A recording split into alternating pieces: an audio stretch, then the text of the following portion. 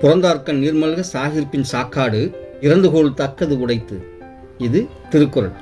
இந்த திருக்குறளை வச்சு ஒரு மிகப்பெரிய பேச்சாளர் ஒரு கருத்தை சொல்லியிருந்தார், புராணங்களை மேற்கோள் காட்டி. என்ன தெரியுமா? நம்மை வளர்த்தவருடைய கண்ணீர் நம்மீது படும் பொழுது நம்முடைய இறப்பு பூர்த்தியாகிறது, பெருமைப்படுகிறது, மேன்மைப்படுகிறதுன்னு சொல்லியிருந்தார். ஆனால் தமிழர்களாகிய நாம் என்ன சொல்வோம்? புத்திர சோகம் மிகப்பெரியது, மற்றவர்கள் இருக்க குழந்தைகளுடைய மரணத்தை காண்பது மிகவும் கொடுமையானதுன்னு சொல்லுவோம். ஆனால் இந்த பேச்சாளர் சொல்லியது சரியா?